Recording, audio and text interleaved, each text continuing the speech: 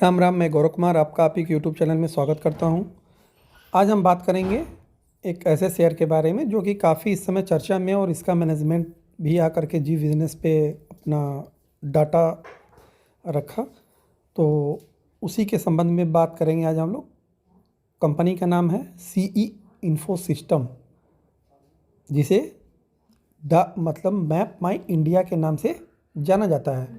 Map my India गाड़ियों में ख़ास तौर से जो जीपीएस सिस्टम लगा होता है वह प्रोवाइड कराती है टेक्नोलॉजी, और मोबाइल में भी अब ये चीज़ें आनी प्रारंभ हो गई हैं, जिससे कि लोगों को एक्यूरेसी किसी भी स्थान की मिल सके। चैनल को लाइक सब्सक्राइब शेयर करते रहिएगा। तो हम अब आते हैं मेन मुद्दे पे। क्या सीई इन्फो सिस्टम में बाई करना है, नहीं करना है, यह कैसी कंपनी है, इसका आगे का फ्यूचर कैसा है, क्या इसमें निवेश करना आपके लिए सही रहेगा कि नहीं रहेगा, उसी पे हम थोड़ा प्रकाश डालेंगे। तो आपको तो मोटी मोटा चीज़ तो ये मालूम ही हो गया कि सीई इन्फो सिस्टम करती क्या है, इसमें तो कोई दो राय नहीं होनी चाहिए अब।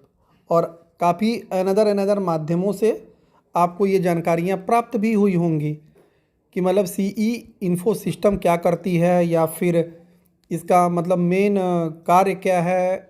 अब हम आते हैं इसके मेन फंडामेंटल पे। और सीई इन्फो सिस्टम जो मैपिंग सिस्टम बनाती क्यों है भारत में? गूगल मैप भी है, लेकिन गूगल मैप यहाँ डायरेक्टली तरीके से नहीं है, भारत सरकार की कुछ रिस्ट्रिक्शन है। इस वजह से सीई इन्फो सिस्टम देसी टेक्नोलॉजी है और ये देश की कंपनी, इस वजह से इनको भारत सरकार के द्वारा एक वेटेज दिया गया है, गूगल को नहीं दिया गया है। तो हम इनके सेल्स पे आते हैं। क्वार्टर ऑन क्वार्टर पहले देखेंगे, फिर ईयर ऑन ईयर।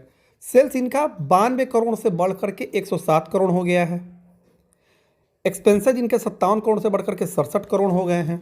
और ऑपरेटिंग प्रॉफिट 35 करोड़ से बढ़ करके 40 करोड़, और ऑपरेटिंग प्रॉफिट मार्जिन लगभग इनका 35 से लेकर के 40% के बीच में रहता है, और इस बार 37% आया, जो कि एक फेयर माना जाता है, अच्छा माना जाता है। और नेट प्रॉफिट इनका लगभग 31 करोड़ से बढ़ करके 38 करोड़ हो गया है, और अर्निंग पर शेयर 5.69% से बढ़ करके 7.02% हो गया है। कंपनी का मार्केट कैपिटलाइजेशन लगभग 11,000 करोड़ है, मतलब यह मिड कैप की कंपनी है। और आज का क्लोजिंग प्राइस लगभग 1990 से 2000 के बीच का है। उसे आप लोग जाकर के एक बार डाटा मैच कर लीजिएगा। कंपनी का पी थोड़ा हाई है। अमूमन उन सारी कंपनियों के पी हाई रहते हैं जो कि नई नई कंपनियां होती हैं और अचानक से उनमें तेज़ी आ जाती है, तो उनके पी थोड़ा हाई हो ही जाते हैं। क्योंकि अप्रैल से लेकर के अप्रैल के बीच में, मतलब एक साल के दरमियान, इसने अपने निवेशकों को डबल रिटर्न दे दिया। और लिस्टिंग गेन से यदि देखा जाए, यदि जो लोग इसके आईपीओ से लिए होंगे उनके लिए 15 से 20% का रिटर्न है। लेकिन जिन लोगों ने 2023 अप्रैल में बाई किया होगा उन्हें वो 20% का रिटर्न मिला होगा। अब हम आते हैं ईयर ऑन ईयर सेल्स पे। ईयर ऑन ईयर इनका 281 करोड़ से बढ़कर के सेल्स हो गया 379 करोड़। एक्सपेंसेज 164 करोड़ से बढ़कर के हो गए हैं 225 करोड़। ऑपरेटिंग प्रॉफिट मार्जिन थोड़ा सा कम हुआ, 1% केवल, 42 से घट कर 41 हो गया है। और नेट प्रॉफिट 108 से बढ़कर के 134 करोड़ हो गया है। अर्निंग पर शेयर 20% के करीब था, जो कि 25% के लगभग हो गया है। रिजर्व इनके पास 648 करोड़ है। बारोइंग नील एक प्रकार से 26 करोड़, इसे नील ही समझ सकते हैं। प्रमोटर की हिस्सेदारी लगभग 53%। एफआईआईज की हिस्सेदारी इसमें धीरे धीरे बढ़ी है, लगभग 6.5 पौने 7% करीब है। डीआईआईज भी इसमें अच्छे खासे निवेशी थे, 5% के करीब। और पब्लिक के पास भी लगभग 35% के से थोड़ा ऊपर पब्लिक के पास भी हिस्सेदारी है। नंबर ऑफ शेयर होल्डर इसमें कम हुए हैं क्वार्टर ऑन क्वार्टर बिहेव पे, मतलब पब्लिक की संख्या थोड़ी घटी है। जाहिर सी बात है, जब पब्लिक की संख्या घटेगी तो शेयर होल्डर कम होंगे।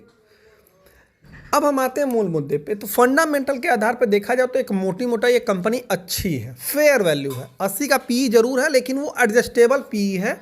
धीरे धीरे विकास के साथ जब कंपनी ज़्यादा ग्रो करेगी धीरे धीरे, चूँकि ये एक प्रकार से माने तो कंपनी के लिए अच्छा मतलब एक विजन भरा कार्य है और कंपनी इस पे अच्छा अपना रिस्पॉन्स भी दे रही है और छोटी कंपनी है तो ये ग्रोथ भी करेगी उस हिसाब से। तो जिन्हें लॉन्ग टर्म के लिए निवेश करना है कम से कम 3 से 5 साल की अवधि के लिए, वो लोग तो इसमें निवेश करें, क्योंकि मे भी ये भी हो सकता है कि एक बार और ये डिप लगा दे। तो आपको थोड़ा विजन लंबा रखना हो। 3 से 5 साल के लिए आप किसी टेक्निकल कंपनी में या किसी ऐसे कंपनी में निवेश करना चाहते हैं जो मिड कैप कंपनी है, तो उसमें आप बिल्कुल निवेश कर सकते हैं। क्योंकि ऑरिकल फाइनेंस फिनसर्व जो है लगभग 80-60 हज़ार करोड़ की है, पीवी फिनटेक लगभग 60 हज़ार करोड़ की कंपनी, टाटा एलेक्सी 50 हज़ार करोड़ की कंपनी है, केपीआईटी लगभग 40 हज़ार करोड़ की कंपनी है, ये 10 हज़ार करोड़ के लगभग आसपास की कंपनी है। तो इसके ग्रोथ होने की संभावनाएं लगभग कम से कम 5 गुने हैं। भाई मिड कैप से लार्ज कैप में जाने की इसकी पूरी संभावनाएं हैं। अब लगभग सारी गाड़ियों में ये जीपीएस सिस्टम अब ऑलरेडी फिटेड आ रहा है और मोबाइल ऐप के द्वारा भी आप इसका यूज कर सकते हैं। चार्ट पे देखते हैं अब हम इसे, चार्ट क्या कहता है। चार्ट में शॉर्ट टर्म ट्रेडिंग के लिए बिल्कुल अभी बाई ना करें। 2050 के बाद जिन्हें भी शॉर्ट टर्म ट्रेडिंग या स्विंग ट्रेड के लिए बाई करना है वो लोग 2050 के लेवल का वेट करेंगे। 2050 का लेवल जब ये क्रॉस करता है तब वो स्विंग ट्रेड के लिए ले लेंगे, 2300 का टारगेट मिलेगा उन्हें। लेकिन लॉन्ग टर्म के लिए आप करंट लेवल से थोड़ी थोड़ी क्वांटिटी ऐड कर सकते हैं आराम आराम के साथ।